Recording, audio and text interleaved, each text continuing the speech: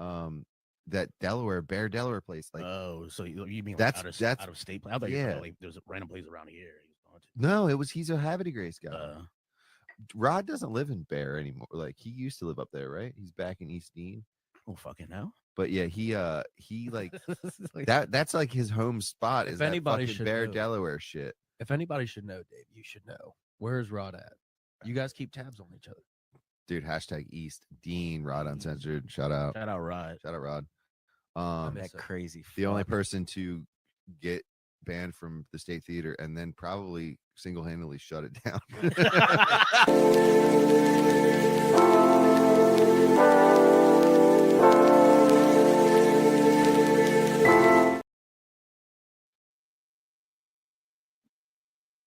Yo, welcome to the Rod Uncensored podcast. I'm your host, Rod Uncensored. I got some, I got Mr. 505, the cat that got 45 jobs, man. You know what I mean? But and we got Xander J. Hobson on, man. How y'all doing today, man? All right, we out here, champ. Nice weather today, man, on the East Coast, man. 90 degrees. Can't complain about it, man. Yeah, if you did complain about it, you'll be just practicing. That's all. Yeah, it was just nice weather, man. I had to put a bed together today, man. So all these pieces become with these cheap ass beds, man. It's crazy. Let's go. Let's hear about it. All Allen wrenches, and a wrench, man. That shit hurt your hands, man. You got a big hands, that should have your hands aching, man. Twisting the Allen wrench, man. Yeah. I got those. I got Allen wrenches that look like a pocket knife, and you just it's a little bit bigger. It's not that small setup. Like a small setup is crazy, man. Right? Why I can't find you on YouTube? I'm trying to pull up the thing on YouTube. It's on there. I'm live. Hold on, that's what I'm looking for right now. Oh, I got you. Oh, tell me something good, boy. Tell me something good. This nigga look like a ghost over here, man. Mm-hmm. He might be up, but he might be in the bathroom or something. He might be froze or something. Possibility. Man, I went up to Deer Lake, Pennsylvania this weekend, man. Not this weekend, but yesterday, man. They had the 10th annual Muhammad Ali reunion, and when I say Muhammad Ali reunion, it's the 10th anniversary since his passing, and damn, yeah, and he's been dead 10 years. Yeah, man. Shit. So I went up there, man, because I did a documentary on a cat,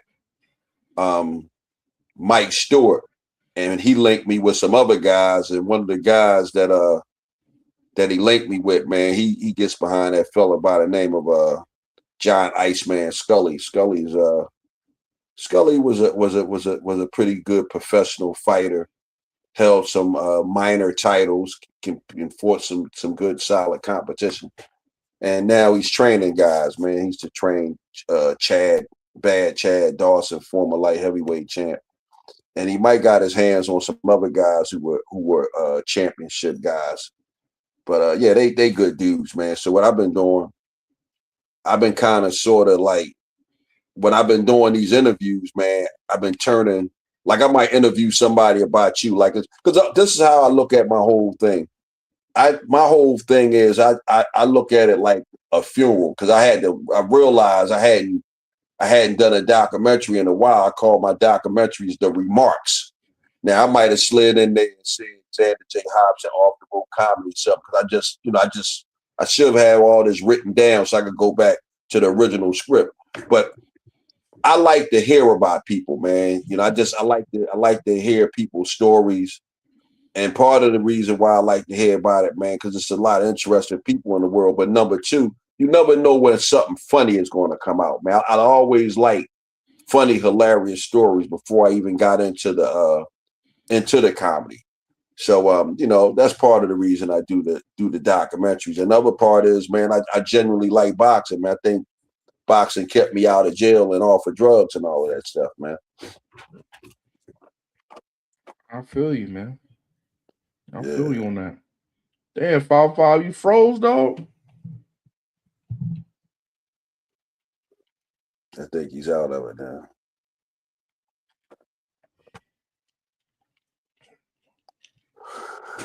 Still ain't come up with might be dead. You said Deer Lake, so you said that's where Muhammad Ali had all the training camps at? That was his training camp up there. Yeah. I don't know if he owned it for sure. Maybe he might have, maybe he might not have. Maybe somebody might say, hey, man, this is my facility, but guess what? You could use it, man, and we'll call it Muhammad Ali's training camp. And you know, like I said, man, it was pretty interesting, man. I went up there a few years ago, but I didn't know where it was at. And you know, I was up there, but you know, if you don't know where it's at or you don't have an address, you'll miss it, man, because it's maybe like about a quarter mile off the road. But it's really nice, man. It's it consists of 4 to 5 cabins. Dang. One cabin was Muhammad Ali, like that was his little house when he was there. Then you got the chow hall cabin where everybody eat. Then you got the cabin where they train at and box and hit the bag and all of that. Then you got the one last cabin where all the sparring partners stay. So you know, again, so that shit's still attacked. They didn't change nothing around. It's like a historical landmark, pretty much. There you go. That's exactly what it is. Okay. Yep. Okay. Yeah, man. It's one of them spots. It's pretty not too far from Reading, Pennsylvania. Right up the road, probably about 30 miles north of Reading, Pennsylvania. Okay. Hey, 5-5. Yes, sir. Tell me what's good with you, man. Same trash, different truck.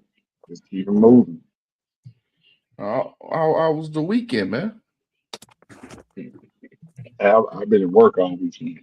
Working on This is a work weekend. Work weekend, man. Have y'all seen this craze though? Kool-aid pickles, man. Have y'all seen this? They selling this shit everywhere in the hood marks, everywhere. Kool-aid pickles, Kool-aid pineapples. What y'all thoughts on that shit? This niggatry right here. Hey, horrible. They say one jar is like eating 3 dozens of donuts. God almighty. They say like one jar is the equivalent of eating 1 jar is the equivalent of eating 3 dozen Krispy Kreme donuts. God damn. It's a lot. Yeah, that's a lot. God, way too much. Damn. He said 3 dozen donuts. Krispy Kreme donut. Krispy Kreme. Red sign. Yeah, because he didn't say Dunkin' Donuts. So I guess I could eat the 3 dozen Dunkin' Donuts, but not the 3 dozen Krispy Kremes. Mm-hmm. Yeah, because I seen it online, man. This is a little store back home. They selling this shit. Pickles, everything, man. I mean, Kool-Aid, pineapples. It's just, I just feel like we as cooks, man, black cooks, black people in general, in our we always got to set a trend. I don't give a fuck. It's food, fashion. We always got to take it to the next level, man. You gotta come with something. You got to come up with something.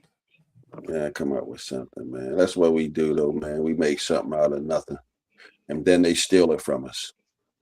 Yeah, that shit probably gonna be in the store eventually. Kool-Aid, pineapple gonna be on the shelf at Walmart. You know,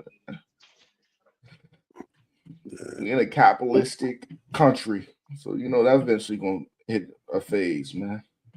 I wonder who came up with that, though. Who came up with the fried Oreo? Came up with the what? The fried Oreo. We don't know yeah, where that shit come from.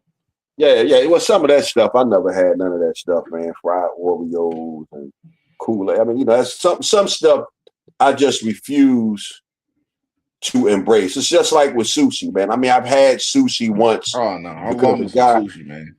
yeah, a guy tell me to try it, and it was good, man. But I never was able to like really embrace that, man. Like I'm not gonna be eating raw fish, man. And I know some of it is not raw, but It's I'm just steadfast. Yeah, I'm just steadfast as defiant when it comes to some shit. It's like, man, I'm not doing that, man. I eat some sushi, man. Some sushi ain't bad, man. No, listen. And I like raw oysters and raw clams. So it ain't like I don't eat raw stuff. But like I said, man, I could never get to it, man. It's like I said, it's more of me being stubborn than anything else that make me really don't mess with it, man. I'm like, I'm not messing with that.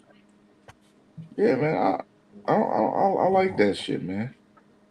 Very good. You know what I mean? You gotta try different foods, man. Yeah, if that's what you want to do. It's all about if that's what you want to do. If you want to do that, then hey, man, knock the ball off the park. You gotta try, man. I feel like, man, you gotta try different things. That's man. crazy work. You can't just eat blizzies and cheesesteaks, man. You gotta try. No, that ain't bro. Listen. I like my oxtails. I like my chitlins. There's a lot of stuff I eat, man. Shoot, man, I like my cream chip beef. I like my my Cornish hens. I like my oyster cornbread stuffing. That's stuff that I like to eat, man. But there's other stuff like I think it's me. Like honestly, I know you probably heard the thing about Chris Rock when he say, "Man, ain't nobody meaner than an old black man." And I think that's the time that I'm on, man. It's like, man, I'm not eating that shit, man. And that's all it is. It's just me being a stubborn and setting my ways, saying, man, I'm not eating that shit, man. Outside of tacos, man, I don't want Mexican food. I beg to differ. I love all. I like trying new foods, man. When I married my wife, I started getting that motherfucking Indian train. The Indian food, that shit will clean your fucking intestines out, man. Xander, can you? I can hear you. You're a little beat up, but I can hear you. That shit have you sweating, man. I can't hear good, man. With the pita. Yeah, hey, Xander, you can hear me? I can hear you loud and clear, right? Yeah, it's you, 5.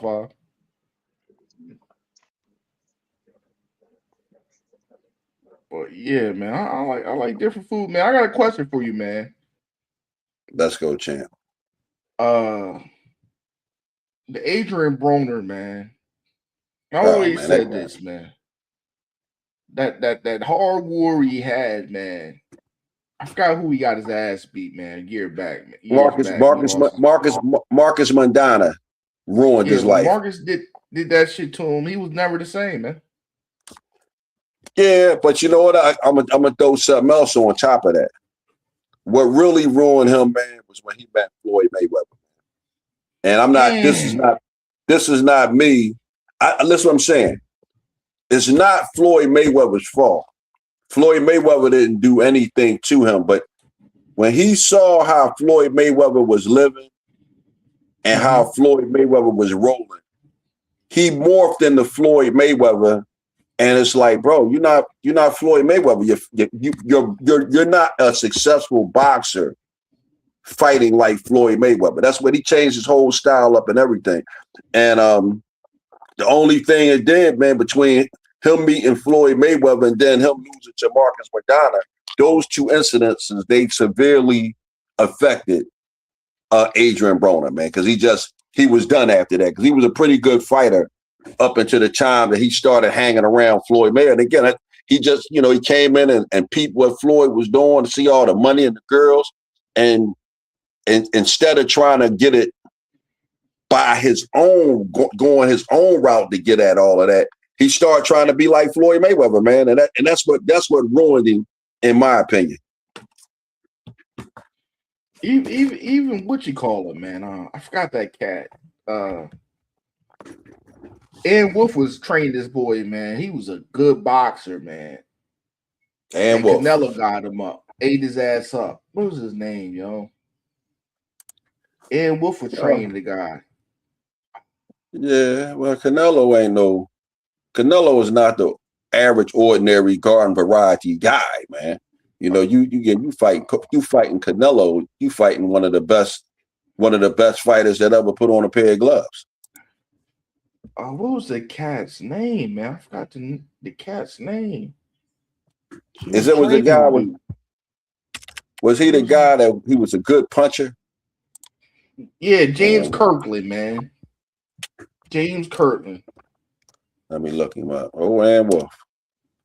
Yeah, Ann Wolf was, man, she packed the punch. I don't blame Layla from dodging her, man. She's a different type of female, man. Well, did Layla dodge her, or did Layla decide, like, you know what, man, I don't need that. You know, I don't need it, probably. Like, you know, it's like, go ahead. Like what you call it? Like you quit while you're ahead. Like Crawford said, man, I beat Canelo. I got all the belts. There's no need. Right. Because that boy from Philly y'all got, man, he's a tough puncher. What's his name? Jerron Enos. Oh, yeah. He left. He's hungry, man. Yeah. Yeah, he took. I love Enos, man. He picked up where Bernard Hopkins left off. Yeah, that's my guy, man. Who's he for? Knocked out. Valerie Mansfield. Man, my folder. Yeah, man. Sometimes it's good to leave, man. And I think Spence, that Spence shit, I think Spence, that car crash changed his whole life, man. Yeah. I was go ahead. He was cut up easily, man, because he had all that face surgery because how the crash was, man. He was never the same, man. But I gotta see, man. I want to see Tank. I want to see Tank versus Haney, Shakur versus the three of them, man. I think they gotta do that, man. They gotta do that, man. You gotta get Tank lost to the Tank really lost to the boy, my guy. Roach. Yeah, Roach really beat him. But you fight your training partner, he's gonna know everything, man. Come on, man. You don't fight. You remember when Muhammad Ali fought Larry Holmes? You know what I mean? You knew about Bobby. You know what I mean? You can't fight your training partners, man. That's not. Well, plus you gotta always factor in, man. And we talking about Muhammad Ali and Larry Holmes. It was an age difference, man. At a certain time, a good old guy is not going to beat a good young guy, man. It just don't pan out like that. Oh shit! I don't even know what this is. Hello from Minnesota, Karen Livingston 9320. How you doing? Please hit the like, subscribe, and share button, please. I love that if you could do that. Man, we got somebody new in the chat, man. We got somebody new in the chat. Did they come on? They don't want to join us? Oh, no, I don't. Somebody on YouTube. I'm surprised they. But man, comedy, what's going on with y'all, man? Let's get back to the comedy sector, man. Man, this came from my man. I remember you was talking to me about things you want to do different with your show in Philly, man.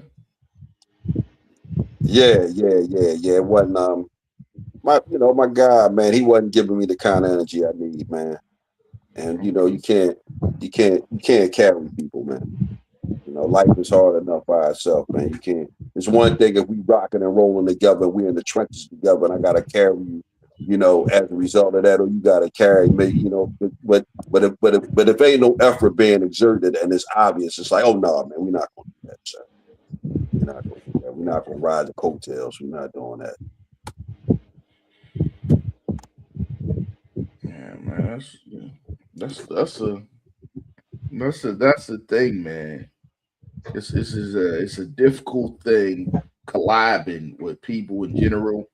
I don't care if it's comedy, podcast, whatever, man.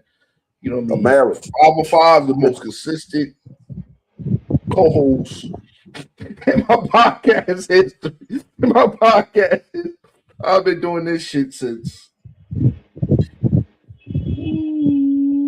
20. I've been doing this shit since 2020, Oh man, you got 2021. time in doing this. And hosts, man. Like I tried to produce a nigga show one time. The nigga didn't want to show up, and it's a lot, man. Collabing, because you gotta have somebody to bounce off. I told my wife, man, it's hard to do a podcast hour plus without somebody to bounce ideas off and talk. You know what I mean? That you gotta dig deep. You don't got nobody in the comments. You just talking your shit, and you like, oh fuck, did I just say that? That shit? That shit's like be on the stage and motherfuckers not even paying attention. They eating the fucking buffalo chicken wrap. They eating, you know what I mean? They talking on their phone. The lights on. This content creating is not easy either, man. This shit's a difficult thing, man. You got to do it for the love of it. You know, it's for a friend of mine, man, a comedian from Chicago, Chocolate Chai. And that's what she said. You got to do comedy for the love of it, man. Because, you know, you looking for the money and all of that up front, you're going to be, you know, sourly disappointed. Yeah. I feel you on that, man. I feel you on that. It takes a minute, man. I can look at some of my old shit and be like, damn, I'm rushing. I'm hitting the red lights. I need to stop right here. You know what I mean? We don't got no Molly in the car. I need to stop at this red light. You know what I mean? You gotta just take your time. You know what I mean? Even though shout out to Mike Oakey. I think he's in the Philly's Funniest, man. So he's doing this thing, man. And that's what I like to do, man. Sometimes I look on social media and I see people grinding and getting at it. I this is one thing I don't do no more, man. I don't like comedy competitions. I think, you know what, I signed up for a comedy competition primarily just to collaborate with Elijah the Barber, man. But I kind of sort of agree with you too. Shout out to him, man. Not to disrespect his comedy competition, but it's not my thing, man. And I hope that comedy competition goes well. There's no malice, but it's just not my stilo, man. Yeah,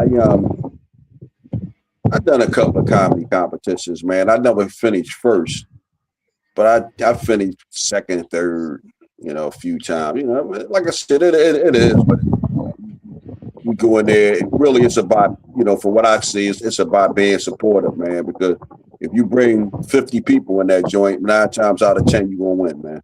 That's how that joint is. It's a bringer. That's all that shit is. But yeah, that's you gotta charge that to the game, because that's 505. You gotta put asses in the seats. You work the ticket. That's where it goes back to. But yeah, it's a cruel world, boy. It's a cruel world. Mm-hmm. Yeah. Gotta be worth a ticket. Gotta be worth a ticket. It's a cruel world, man. But yeah, like the comedy competitions is different, man. It's different, man. Cause you gotta know, hey, what material I'm using the first round. Yeah. What material I'm using the second round. What I'm gonna do in the third round, and when the final, what I'm gonna use. That's just different, man. And the same day competition is a little easier. You can just blow the first load off and live with the results if you got enough people. So it's it's different when you got multiple rounds. You got to know how hard you want to bring it, man. Pause.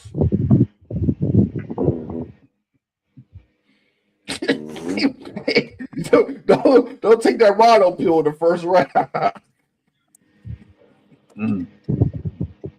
Yeah, I think when it comes to that kind of stuff, though, man, it's gonna be what it's gonna be, man. You know, you're gonna get your break. Man.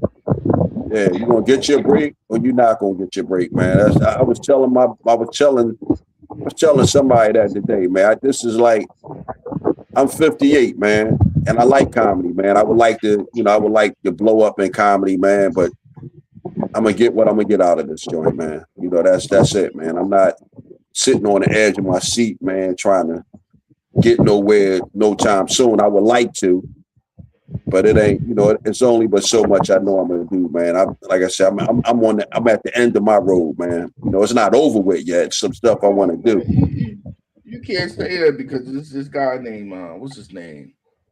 Andy Huggins. He's in Texas, I think. This motherfucker's 92 years old doing one-liners. You know what I mean? Right. So you don't want to catch you checking too soon, man. You say you got the idiot roll, man. 58 is young as shit, man. Well, nah, what I'm saying is I know my level. My whole thing is I have to push myself, man. You know, and I put it like this. I know how my life has been. And I know I'm not going as hard for this as I want for other things in my life. And not because I don't like it, I don't want it. Just because, hey man, listen, man, I don't feel like doing that shit today, man. You know, and that's where I'm at. I'm not, like I said, I want to do better. I'm gonna make a sincere, heartfelt effort to do it. But like I said, I know myself, man. I know things that I want hard for. And I know that to some extent I'm kind of cheating myself with this, man. And I got to do better. That's the part of the reason I'm on this, man. It's like, come on, man, you got to do it, man. What else you got to do, man? Because other than that, I would have been sitting here playing chess. That's what I've been doing. Hey, I was talking to that cat Neil yesterday, last Sunday, because 505 had he was, you know what I mean, working and shit. You know, he had to jump off, man. Yeah, you know, like I said, it ain't no biggie. He got to handle his business, right? Because I appreciate everybody time to come on this shit, man. So me and Neil was rapping, and he got a show coming up, and I asked him, I said, "Yo, what's your thoughts about what material you want to go through?" He said, "Man, I'm still working on it." He said, "I'm still working on it." I said, "Man, you got to just figure out." I like to go into shit with my main key points I want to talk about on the stage, right? You got to have your key points to figure out what your key points is, where you want to finish, where you want to end at. I said, man, because 5 minutes is a hard thing to do. Doing over 15 minutes is a hard thing to do because you start to look, man, all right. You visualize what's on your fucking book. You know what I mean? Because open mics, you look at the paperwork to see what we want to go through. So a lot of people don't understand how tough that motherfucking 5 is.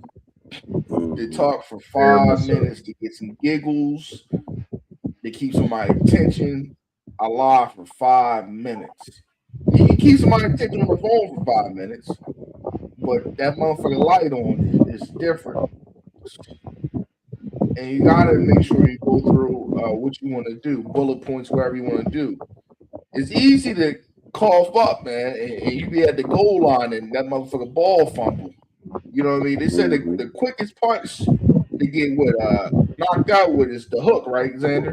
The hook. Well, no, it's actually the punch you don't see. That's the one that'll knock you out. Okay. Sometimes it could be anything. Roy Jones Jr. used to knock motherfuckers out with that hook.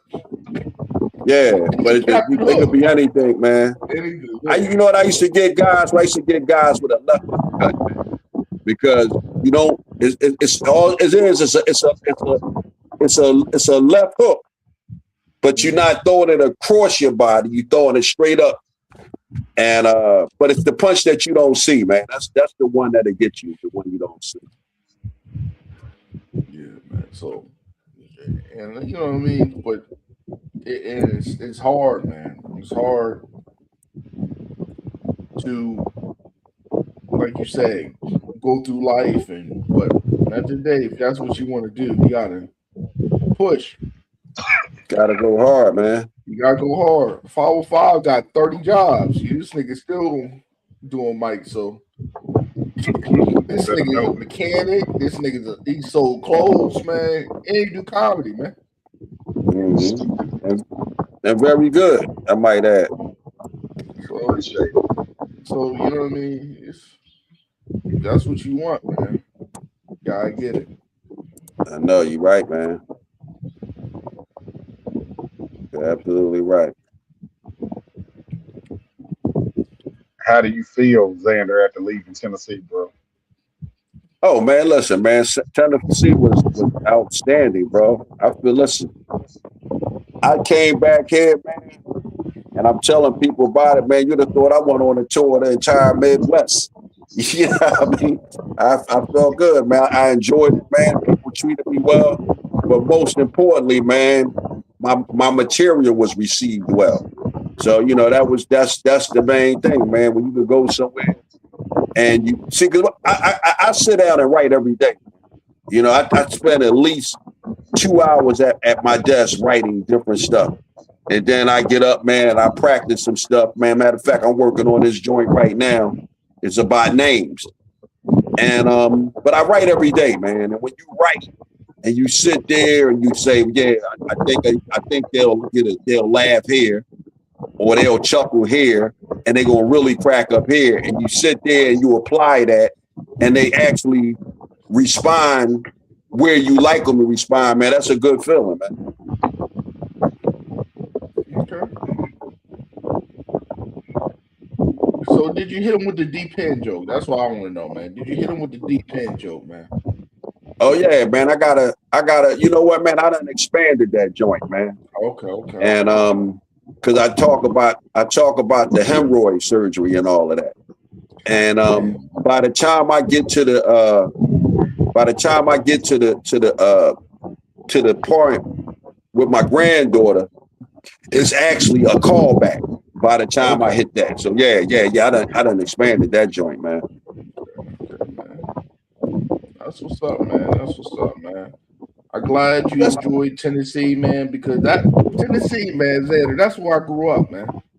Right. I grew up in Clarksville, man. You grew up where in Clarksville? Yeah, I grew up in Little Clarksville, man.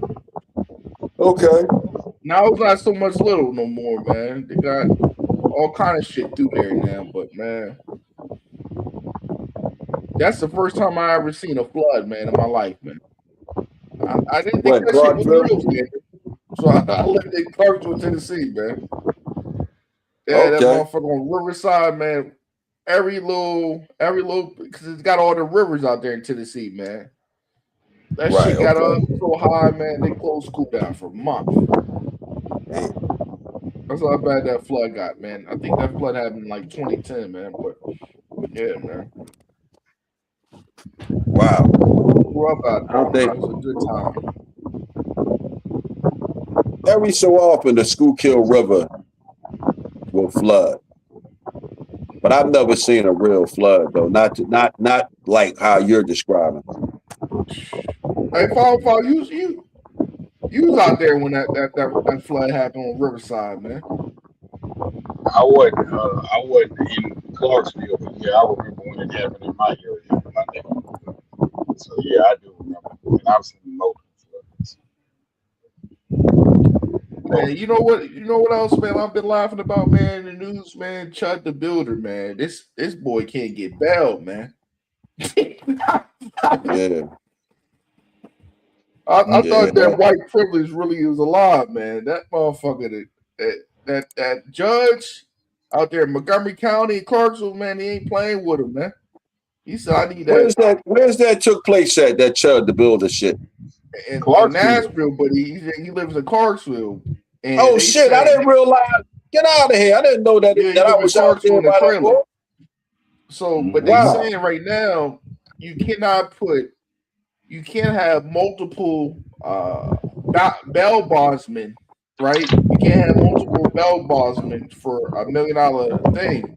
You only can have what I think they said two. I think Mr. 505, I think they said like two. You can't split $1 million with 7 people for no bail. So they saying that, and they said you gotta pay that. Well, I think they asked what 10% of the million, or is that's the thing million, a flat out. They gotta he's gonna have to pay the whole meal. Oh, he got to pay the whole meal, so he can't come up with the money, and he raised it with his GoFundMe, Xander, right?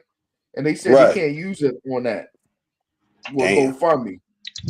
They said you got to have a whole meal to get out of bail.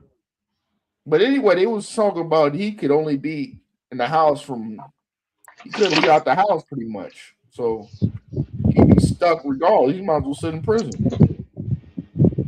Yeah, man, that guy, he went around looking for it, bro. And he thought he was going to get the shooter, kill a black person, and get away with it. And that shit backfired on him. Kyle, what's that boy out of Washington, man? What's his name? Kyle Rittenhouse, the guy that shot that brother. I think that shit happened in Seattle or somewhere. Was it Seattle or no? It was in Missouri or something. The dude that shot that boy with the rifle. He thought he was going to do that when it was riding. Oh yeah, you talking about the white boy? Yeah, I know what you're talking about. Yeah, that dude, man. He that was the boy who said one day there, like when they was riding, and he was like saying that he, he just was going down there to be a citizen policeman or whatever the hell he was doing. Yeah, them guys crazy, man. But they say that a young black guy just got killed, I think, by some Asians or some shit like that. Mm-hmm. And the guy got off or something like that. He was in a store and the people chased him out the street and killed him or some shit like that. Oh no, this shit happened. Kyle, that happened in Wisconsin. My fault. He happened in Wisconsin. But yeah, man, it's getting. I think they like that shit though, man. A race war, borderline shit, man. I think that shit. Come on, man. Relax. I don't think that shit necessary, man. But it's like provocateurs. They like me promoting that shit and starting that shit. Man. Right. Yeah, man. In our community, the only thing we like to do is kill each other. Exactly. So man, we're not the. So when people be saying this and that, black people bother white people. I've seen a lot of white people walk through the hood, man. Well, no problems. Yeah, black people for the most part. Lanes, dumb shit. We don't got problems with them, man, because they know if we pow a white person, shop is closed. You know what I mean? Yeah. That thing shut down. Yeah. Well, and like you saying, most black people don't bother white people, man. They know better.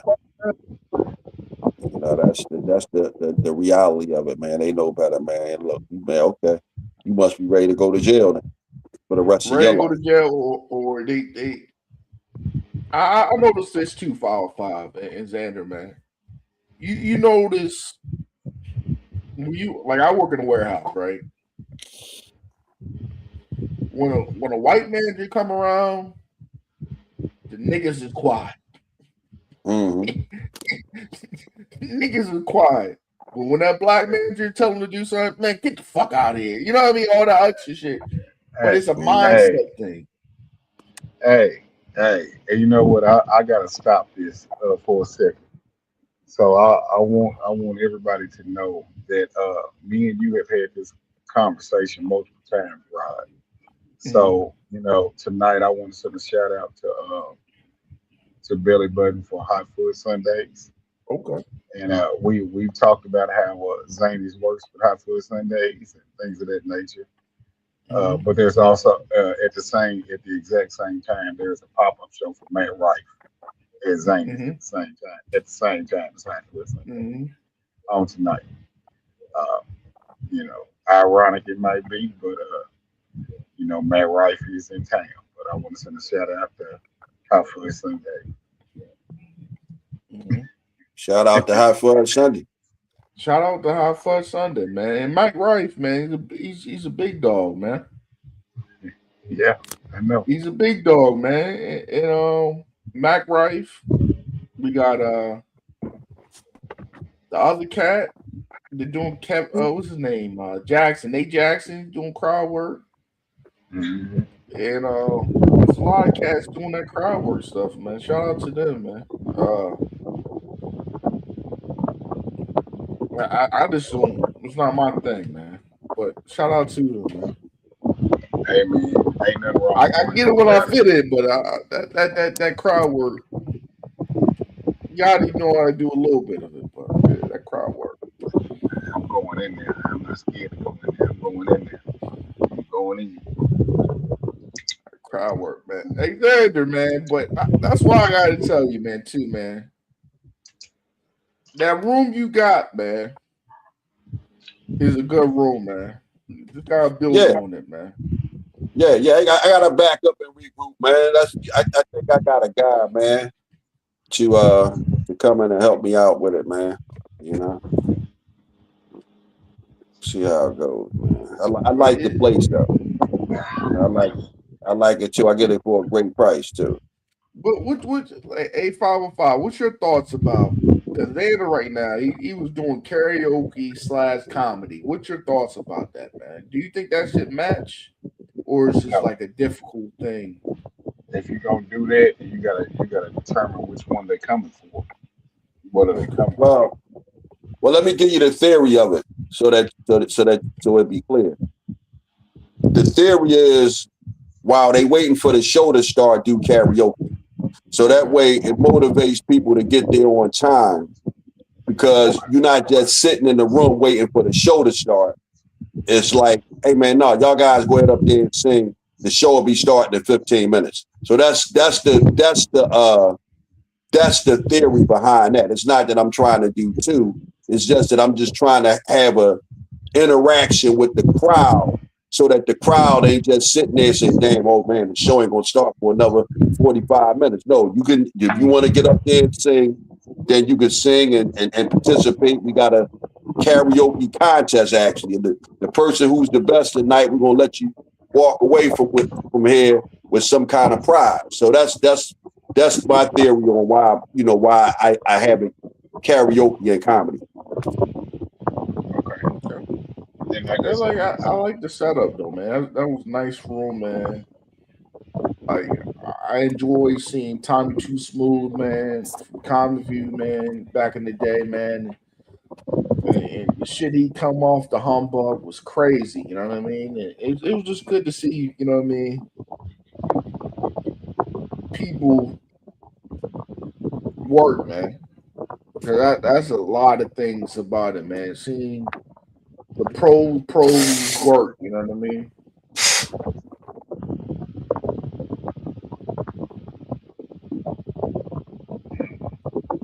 Shit was nice, man.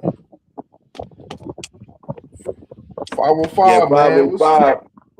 505 got a nice crew out there though, man. I like Les, and I like everybody I met was cool. But I really Les and Mike Drew really stood out though, man.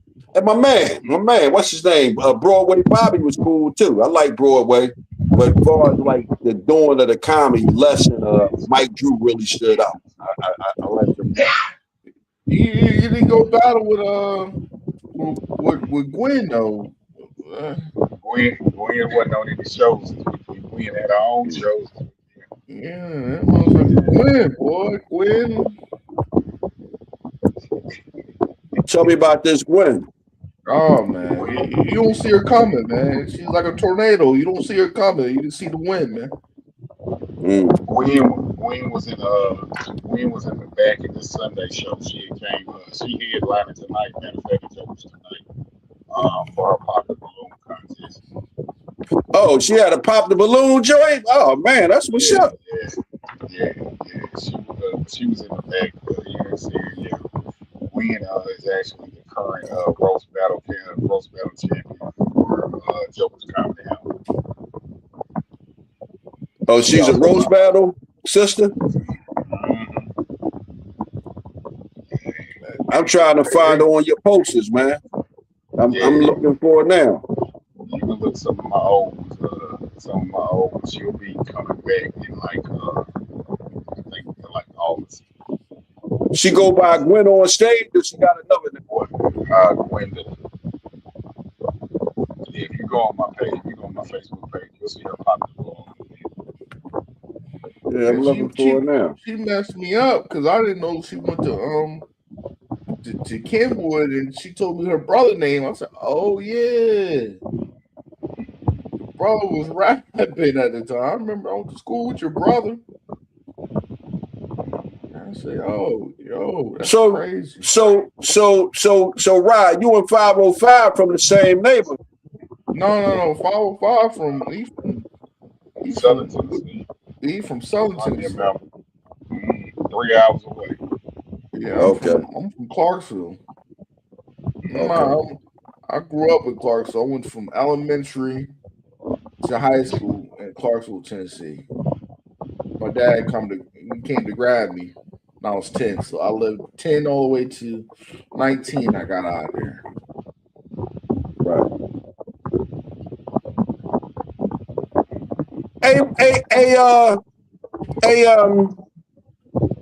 Hey, what happened with the guy from DC when he went? Because I remember it was a minute ago.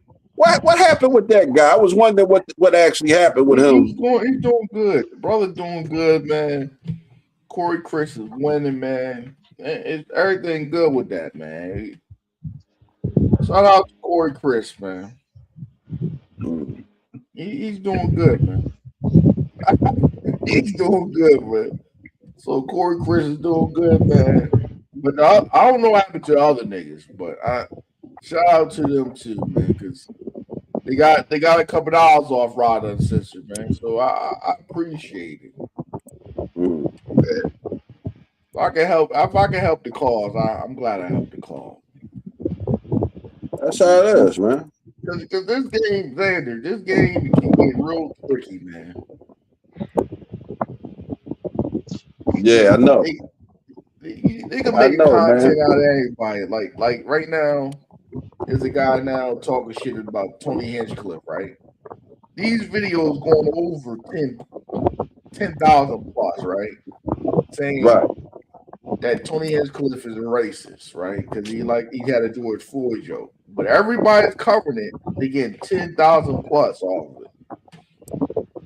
Even the cat on my podcast came on here that goes on Kill Tony said, man, David Lucas is Tony's bitch. So this comedy game and content creating game is an illusion, man. It's the Odyssey. Remember the Odyssey? That motherfucking guy went into that cave with that Cyclops. Yeah. So this all this shit is, man. Yeah.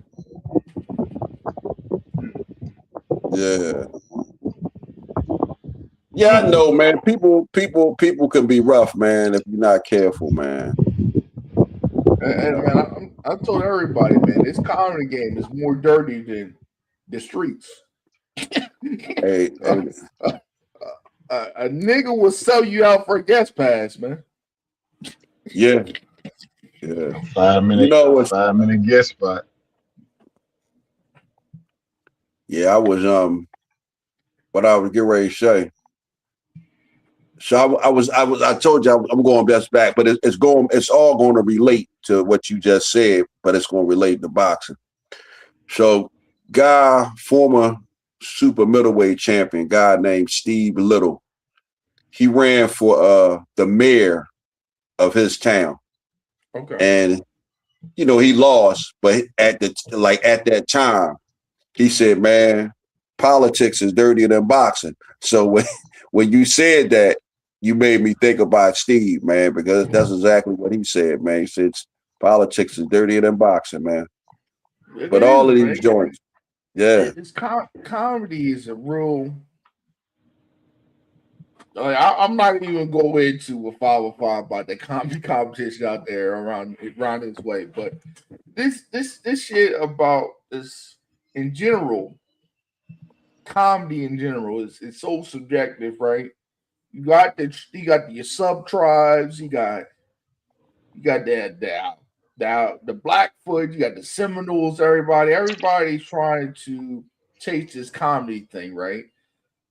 And it gets tricky because there's a lot of cats can get their name pushed up by the merits of who their mans is, and they get bounced in, they get passed at this comedy club, they get passed in here, and it don't gotta be funny. There's a lot of cats that don't have one punchline, but they keep on getting passed up.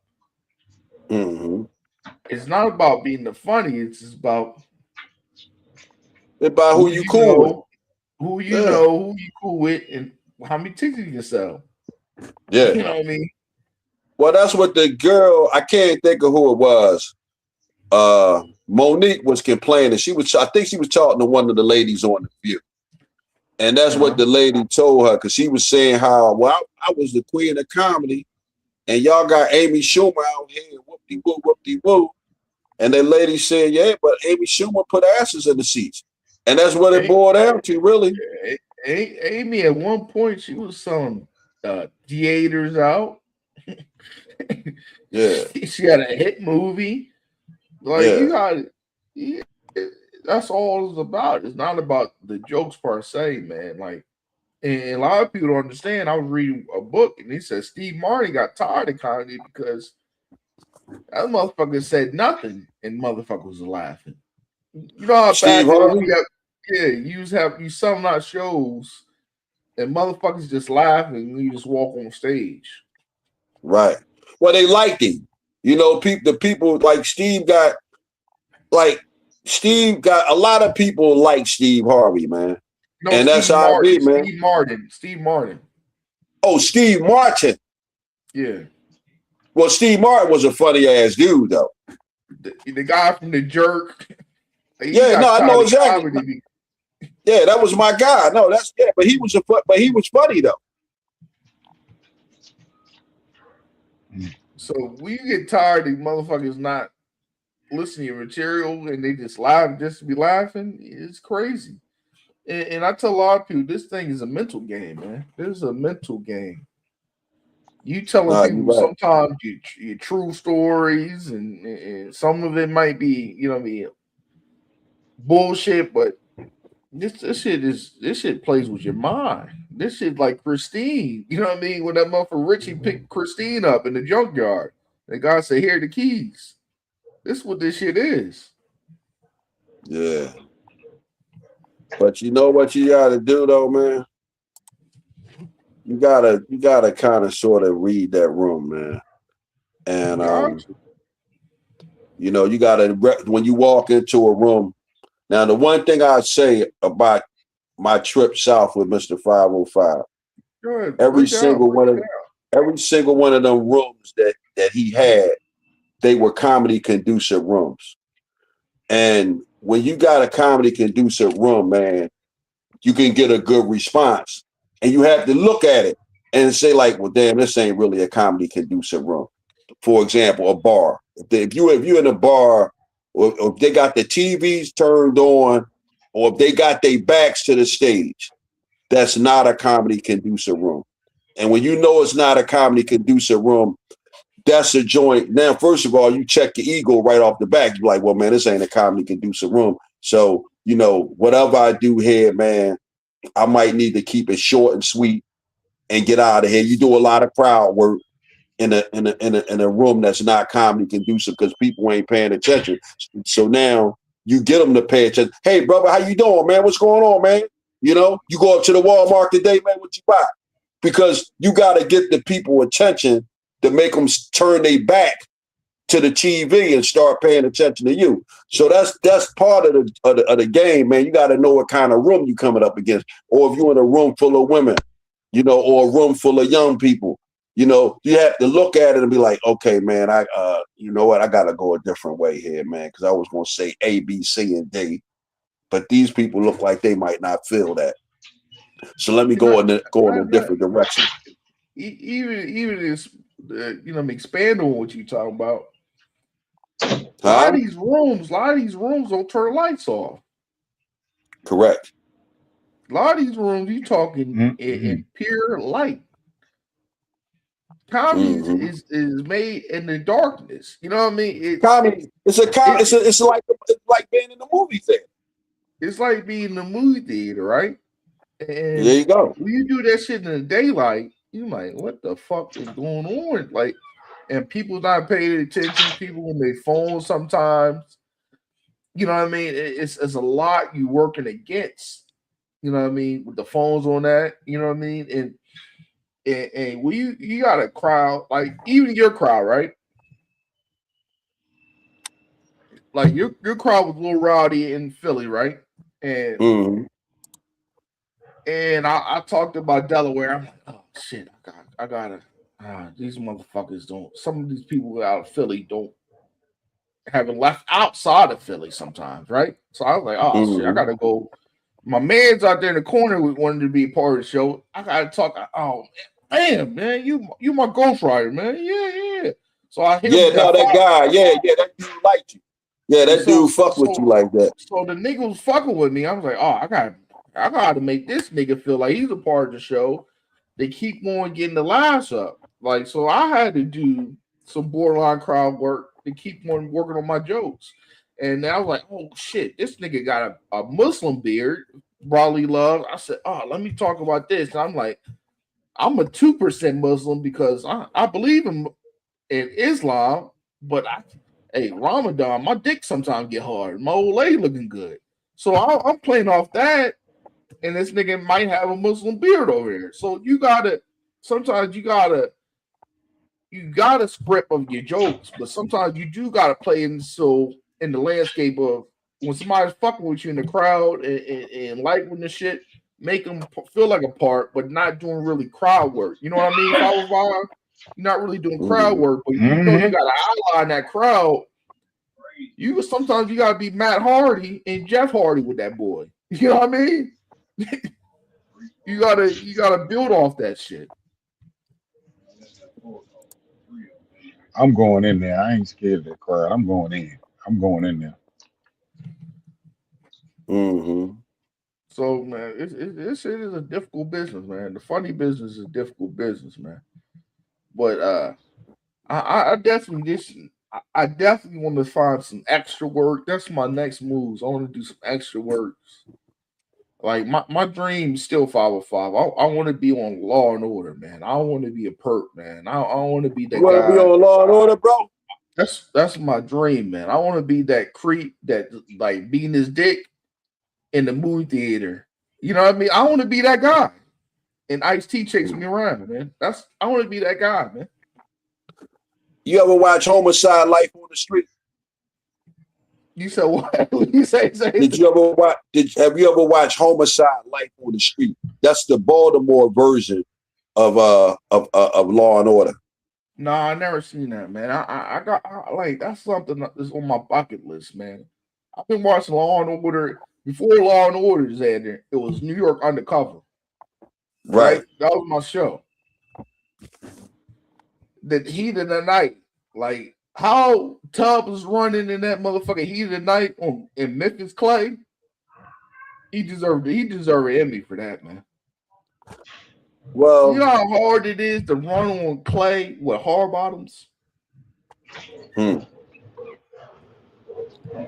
Well, I tell you what, man, you owe it to yourself to check out Homicide: Life on the Street, man. It comes on Tubi, man. I just got finished watching all 8 seasons, man. You know, it took me probably like about 5 months to watch the whole thing, but yeah, man, Homicide: Life on the Streets, man. And shout out to my boy 505, man. He got Pastor Get Here, man. And this nigga, man, this marriage, man, I'm telling you, I told this nigga multiple times, man. He needed to do calculation of marriage counselor, man. What this fella do What this fella do? Hey, bro. Man, I'm telling you, that's a The whole bishop got movie, some. man. You need to do a movie with that character, boy. I'm telling you, man. The bishop got some stuff going on, brother. It's gonna be a good year. We're gonna finish If out the Bishop year get here, strong. man, he need a whole movie, boy. That shit would be hilarious, Yes. man. And you know what I mean? Shout out to all the, you know what I mean, people that are doing the Tubi movies and doing shit like that, man, because that shit is a niche. That is the black exploitation movies for us, man, because that shit. I remember the movies, man. The Mac, something in Harlem with what's that name? His name Fred. What's his name? The football Oh player, yeah, man. the Hammer. The What they Hammer. call it, the Hammer. Black Yeah. Caesar movies, the growing trees, you know what I mean? The Pam Grier as what's that movie she had when her and that white girl fought fighting and her nipple pop out.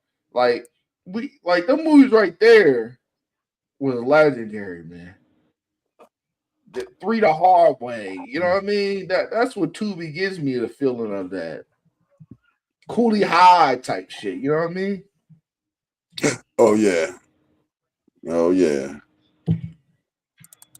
I remember watching Dead Presidents. I mean, when Cuddy smacked the shit out of us, told him, I was taking care of your family when you was in the war.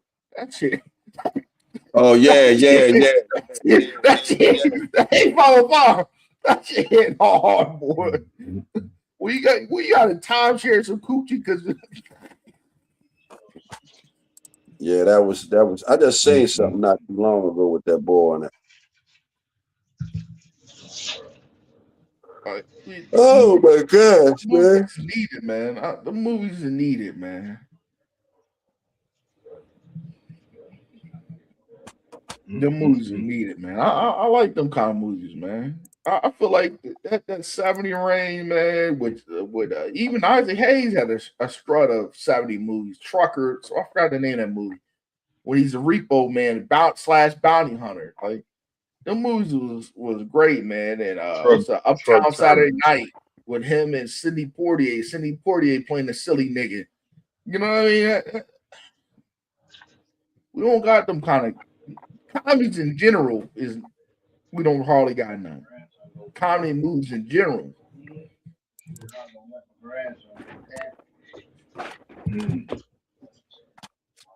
But before we get out of here, because you know what I mean, I gotta go to work tomorrow. All right, Thunder, man, let the people know where they can find you, man. Hey man, you can find me, man, primarily, man, and at damn, what's the spot? Bar 13, man. That's I ain't got nothing. I'm talking about your channel, nigga. Your channel, Oh, man. You got channels. You got a podcast. Yeah. And tell 505 how I know how I didn't know I didn't have a podcast. Sandra J. Hopson. Yeah, go ahead. Hold on. I told this cat, man. He's like, Rod, you know what I mean? Man, you got a podcast. I said, nigga, you got a podcast. You break down boxing matches. You got boxing documentaries on your YouTube. You cover celebrity news, but they 8-minute podcasts. I say, man, a podcast don't got to be an hour. Anytime you put something on YouTube and you talk, that's a podcast. And you put it on social media, that's a podcast.